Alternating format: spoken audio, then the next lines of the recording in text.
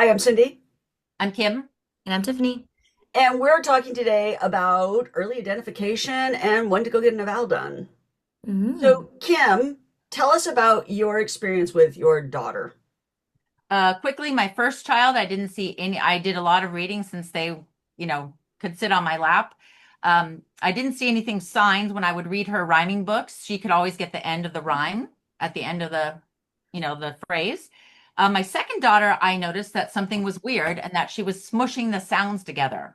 She couldn't figure out and couldn't retain the language and the rhyming sounds that went with the previous sentence. And so I knew something was a little off. They did a test in preschool where you had to draw a picture with a round body and they put an arm on one side. She'd have to put the arm in the right place on the other side. She didn't get that right. But basically, in kindergarten, she was being threatened to not go to recess unless she would draw a C. She couldn't do it.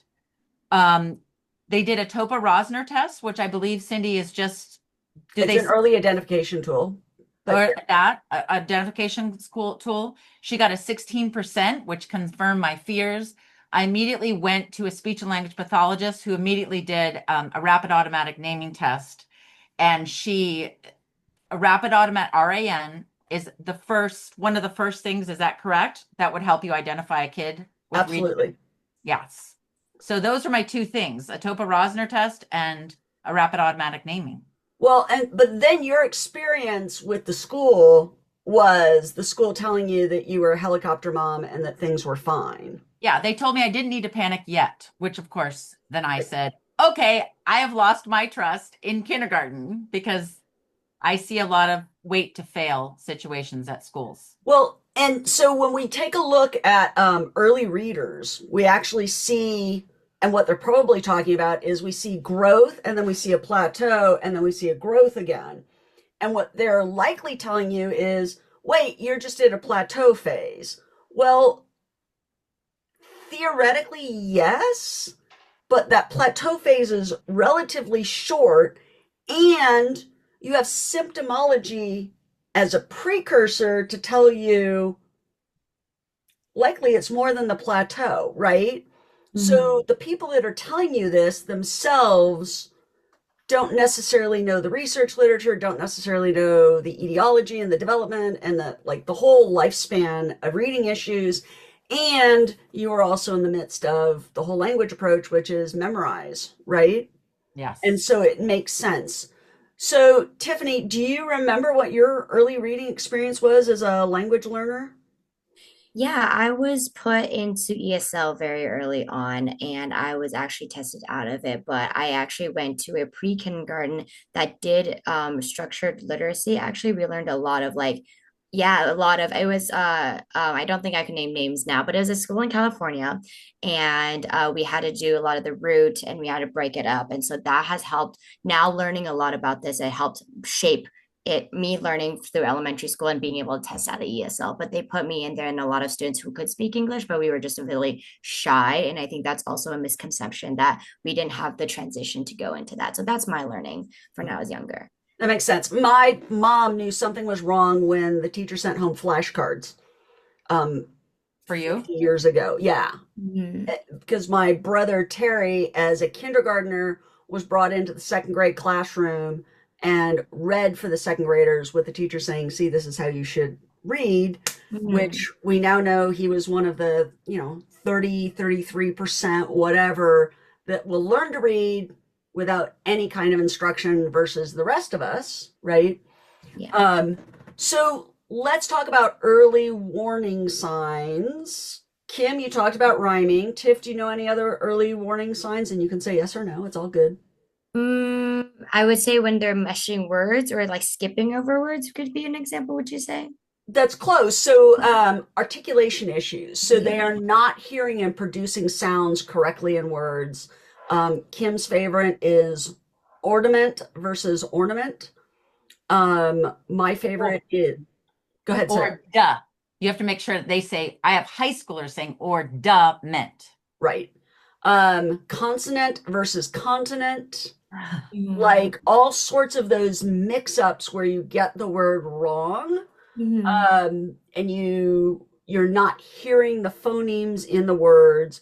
Kids with word retrieval issues. So that's kids that use lots of fillers, the ums, the my as I myself, my best friend from high school's youngest daughter, when she was struggling to come up with the words that she wanted, would revert to singing "Who Let the Dogs Out" as a word finding tool, which was like hilarious.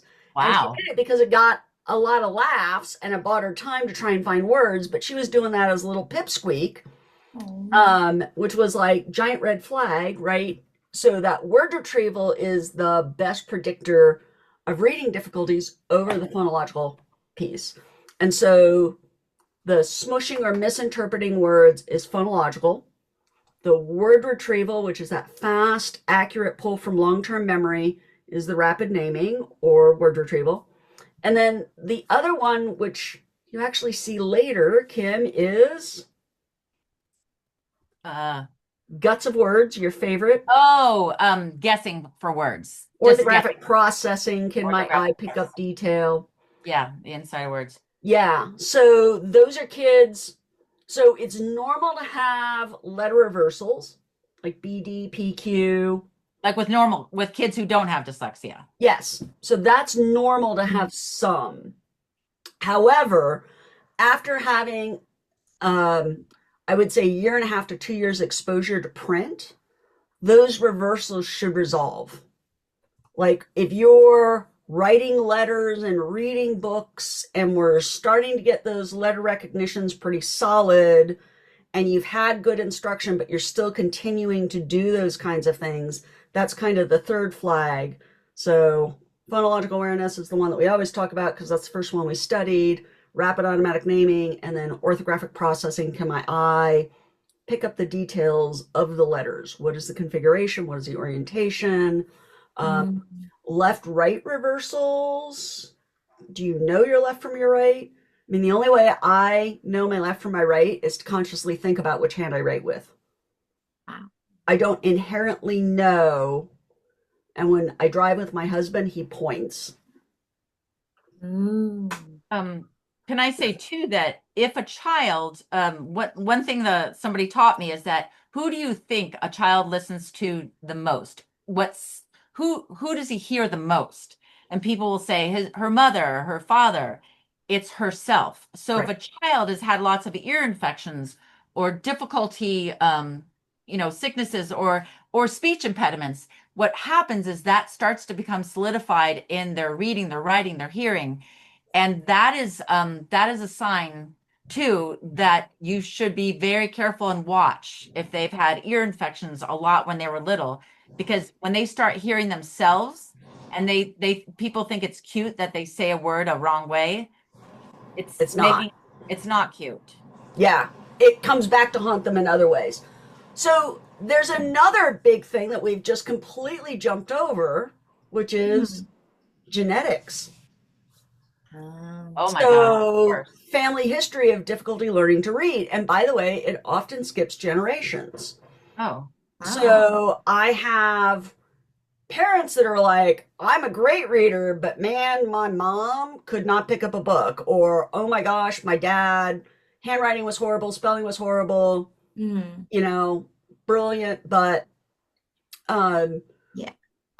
Kim and I know of a professor, a very prominent professor, who reads incredibly slowly. And Kim is not thinking of his name right now, but that's okay. Amazing, brilliant, went to Harvard, definitely has the dyslexic gene, whole 9 yards. So you have, and the genetics passed down to his kids. You have kind of a genetic component. So if you look back, did you have difficulty learning to read? Did your parents or grandparents generationally have difficulty learning to read? Now, my grandparents stopped school early because of how old I am. But today, with new kids coming up, you're going to see less of that. Asking your parents if they ended up in reading programs, if they enjoy reading, how do they feel about their spelling, all of those kinds of things, that can be insightful.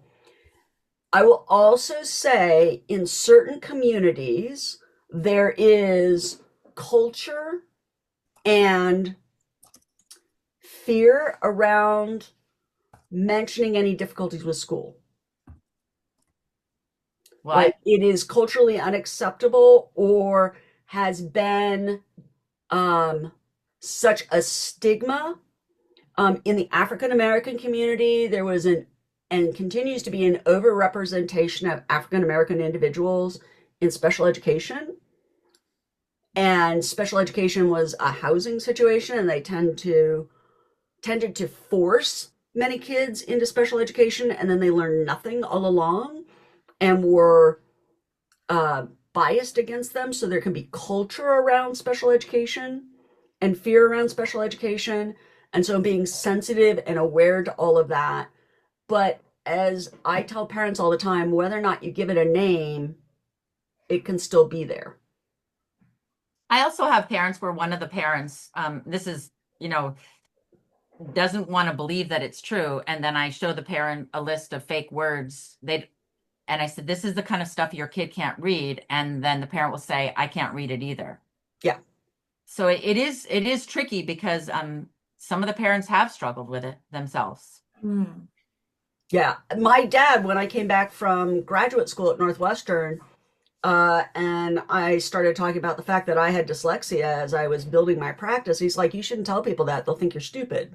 And I said, Dad, that's exactly the reason I should, Mhm. because you can be bright and be dyslexic.